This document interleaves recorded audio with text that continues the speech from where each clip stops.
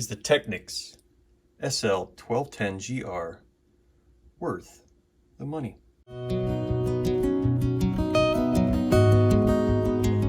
Hey, welcome back to the thrift shop.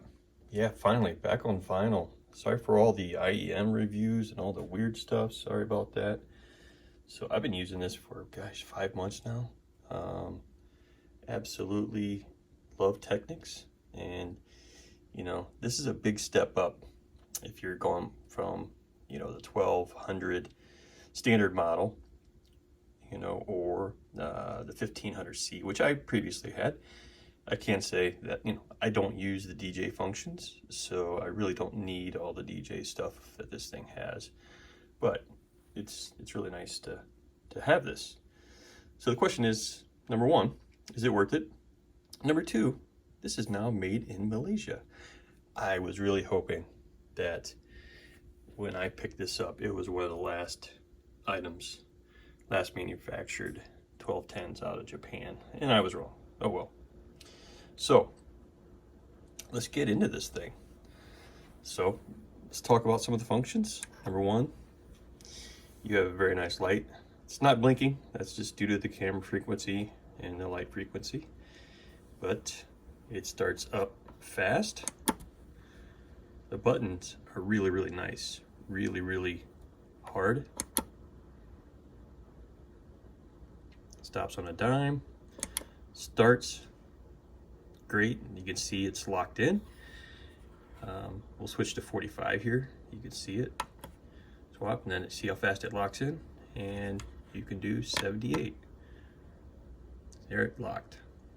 So if you're not aware, just look at the line. You'll see it stays steady, and that's easy to tell. It's easier to see in person. It's actually hard to see with all the lights on and everything, but we'll go back to 33. So yeah, really easy function. No built-in phono preamp, which I absolutely love because I don't like the noise that comes from phono preamps. I do have this on a isoacoustic Zaza Zen 2. I also have the Delos in my other rig. But yeah, I've really enjoyed this.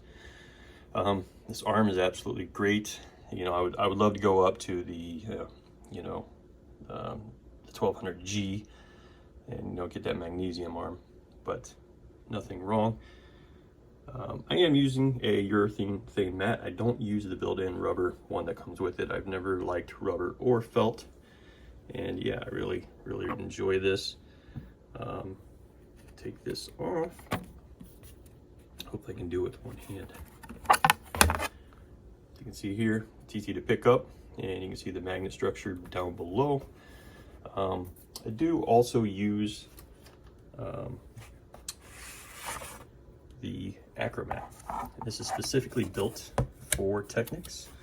You can see the outer rim, so it fits, and this way it's not lifted on the edge because it's recessed down here. So the beauty is that you get enough VTA adjustment on your tone arm to make this work. I was right at the limit on the 1500C to use this, and I love this mat. The damping in here is absolutely perfect. It's got the hard surface, and the hard surface brings out the detail, and you're not getting any vibrations coming through. So yeah, highly recommend the Acromat with the 1200, any of the Technics 10 turntables. As long as you have enough VTA adjustment, you know, you're going to be good. What else should I say about this thing? Compared to the 1500C, this is a lot of damping. I mean, this thing is solid. I don't know how much it weighs. It must be like 25, 30 pounds. This thing is a monster. So yeah, really cool. Really enjoy it. I'm not gonna go around the back and show you the back, but I don't like how you have to kind of come around and it's an inset. I wish the RCA outputs were easily accessible. They are hidden away, which some may like. I really don't. I've fallen in love with this. Is it worth the money? Yeah, I mean, come on. Let's look at this. Who doesn't like that slow moving light? I mean, you know, this is quality. And I don't think there's a bit of drop in build quality. You know, I just don't, I don't think that there's that much, you know, when they started bringing these out of manufacturing out of Malaysia versus Japan, that much has changed. The only real criticism that I can say of what I've noticed is, and it's ever so slight, there's just a little bit of platter movement. Like, it's almost like the bearing material and the tolerances, there's just a couple thousandths. I mean, this is really nitpicking of movement, and it may not look like much, but I have found this to be an issue with resonant frequencies. So when you're playing on the outer rim and you're not using a subsonic filter, you can get some rumble just because it's a little bit wobbly out there. So I don't know if that's all of them or just mine. Maybe that's the issue with made in Malaysia, but yeah, currently running Master Tracker here. I'm trying to see if I can get down there.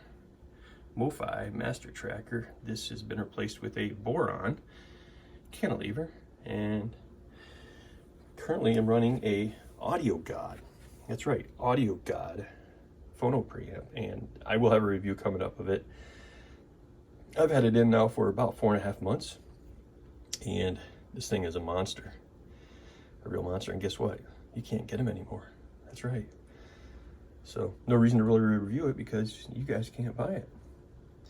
But anyways, you might find it on the used market. There were a few of them produced, and yeah, the feet are great on this. Just don't turn them all the way in or all the way out. You will have problems. I did experience that trying to level this beauty. And yeah, you know, there's not much else to say. You know, you have a bayonet style tone arm. You know, I do use extra weights when need be. And you know, I do have, like, show you these. So this comes stock for additional weight, and I did buy another, I think it's for the SL-1210G. So if you're running you know, a Zoo audio card or something like that, yeah, you've got options. And yeah, this thing's definitely well worth the money. And you know, this is one of those lifetime buys. You buy this, you have it forever and ever, and you never look back. And yeah. So, hey, glad to bring this one to you. You know, it's money well spent when you're buying a high quality product. Here at Thrift Shop, you know, I try to bring you value. I can't really say $1,700, $1,800 for a turntable is value, but if you look at this as buying this and keeping it for the rest of your life and then passing it down to your children, then yes, it's extreme value. The reason being is you're not going to keep every year, every 2 years, every 3 years upgrading your turntable and then selling for 50% off. You're going to buy one turntable, keep it forever, give it to your kids, you're going to give it to their grandkids, and you know what?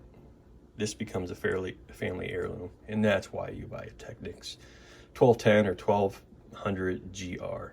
That's what you're buying. Something that's made for a lifetime. Hey, I hope you like it. Thanks from the Thrift Shop. Please, it really helps out the channel. Just like, subscribe, add a comment. You know, I'm always, you know, some people hate, some people like. You know, just do it. All right, bye.